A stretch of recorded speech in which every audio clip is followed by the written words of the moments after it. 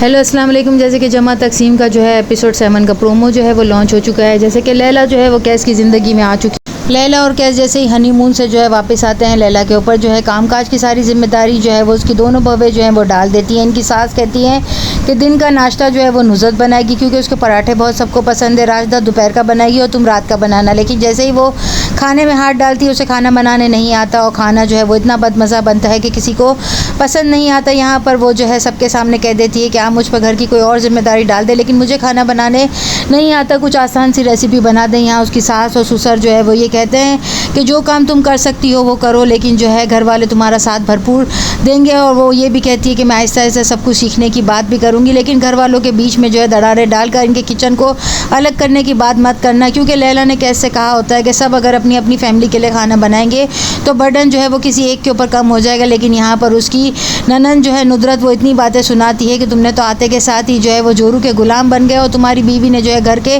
तमाम निज़ाम को दरहम बरहम करके अलहदगी जो है इख्तियार करने का फ़ैसला कर लिया। यहाँ राजदा जो है वो उसके ऊपर रात के खाने की भी जिम्मेदारी डल जाती है और वो जो है अपनी देवरानी से कहती है कि तमाम काम वैसे ही सब मेरे ऊपर डाल देते हैं क्योंकि मुझे तो कोई आगे पीछे पूछने वाला नहीं है। नुसरत भाभी तो जब देखो अपनी जान छुड़ा कर चली जाती हैं। अब तुम भी यही करना, तुम्हें खाना बनाने नहीं आता तो तुम्हारी जिम्मेदारी भी मेरे कंधों पर डाल दी गई। यहाँ पर बहुत सारे मेहमान आने वाले होते हैं जिसकी वजह से राजदा पर खाने की जिम्मेदारी ज़्यादा पड़ जाती है।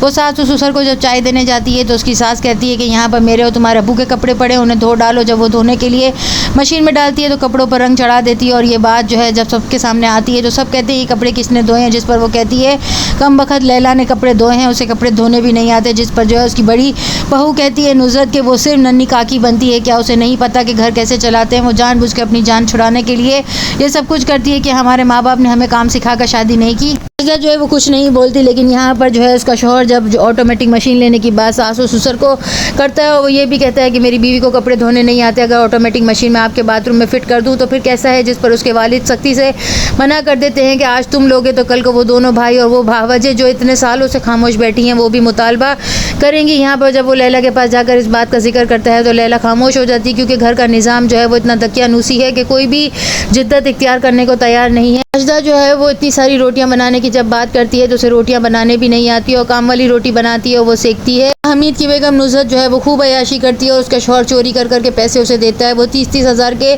जोड़े बनाकर जो है पहनती है क्योंकि वो जो है लैला का मुकाबला करना चाहती है। लैला जो है जो सूट पहन के तैयार हुई होती है, हमीद की बीवी जो है उसने भी वही सूट पहना होता है।